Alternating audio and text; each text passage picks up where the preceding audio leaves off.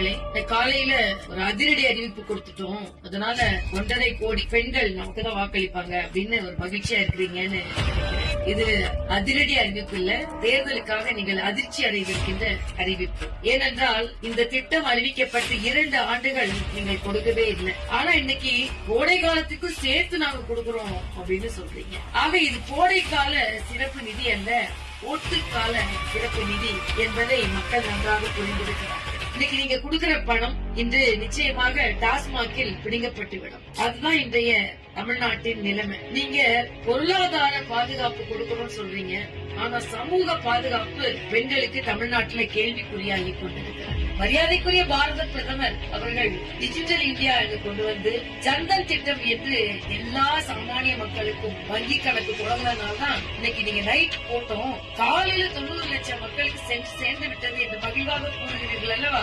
அதுக்கு நீங்க பாரத பிரதமர் நரேந்திர மோடி அவர்களுக்கு நன்றி சொல்லணும். இல்லனா வரிசையில நின்னு மக்களை துன்பப்படுத்தி இதை கொடுத்திருப்பீங்க. நீங்க எல்லாவற்றிற்கும் மேல முத்ரா திட்டம் என்று 1 கோடி பெண்களை தொழில் முனைவோர்களாக ஆக்கியிருக்கிறார் மரியாதைக்குரிய பாரத பிரதமர். சுய உதவி குழுக்களுக்காக ஷி மார்க்கெட் என்று அவர்கள் தயாரிக்கும் பொருட்கள் விற்பனை செய்ய வேண்டும் என்பதற்காக மிக பிரம்மாண்டமான ஒரு மார்க்கெட்டை தயார் செய்திருக்கிறார். சாலையோர பெண்கள் நன்றாக வாழ வேண்டும் என்பதற்காக அவர்களுக்கு லட்சக்கணக்கான நிதி ஒதுக்கப்பட்டிருக்கிறது. இவையெல்லாம் பெண்கள் சுயசார்பானவர்களாக தனக்கு வேண்டும் என்பதை அவர்களே சம்பாதித்து பிறருக்கு வேண்டும் என்பதை அவர்கள் கொடுக்க வேண்டும் என்ற உயர்ந்த நிலையில் இந்த பாரத பிரதமரை 1000 கொடுப்பதை தடுத்து விடுவார்கள் என்று சொல்வது உங்களின் பொய்யின் உச்சகட்டம். பீகார்ல 10,000 கொடுத்தாங்க அப்படின்னு ஒரு கூட்டணி கட்சியினர் சொல்லிக் கொண்டிருக்கிறார். பீகாரில் 10,000 கொடுத்தால் அது அந்த பெண்களுக்கு அந்த குடும்பத்துக்கு. ஆனால் இங்கே கொடுக்கும் 1000 மறுபடியும் டாஸ்மாகினால்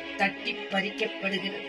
ஆக இன்று பதற்றத்தோடு காணப்படுகிறீர்கள். கோடை எல்லா ஆண்டுகளும் தான் வந்தது, இப்பொழுதுதான் உங்களுக்கு கொடை செய்ய வேண்டும் என்ற எண்ணம் வந்ததா? ஆக எவ்வளவுதான் நீங்கள் பெண்களை ஏமாற்ற வேண்டும் என்று நினைத்தாலும் அவர்கள் இன்னும் பலம் வாய்ந்தவர்களாக, தானே சம்பாதிக்கக்கூடியவர்களாக, சுயசார்பானவர்களாக வாழ வேண்டும் என்று உறுதி கொண்டிருக்கிறார்கள். அதனால் நீங்கள் இன்று கொடுக்கும் உதவித்தொகை நிச்சயமாக உங்கள் தேர்தலுக்கு உதவாது என்பதை தெரிவித்துக் கொண்டு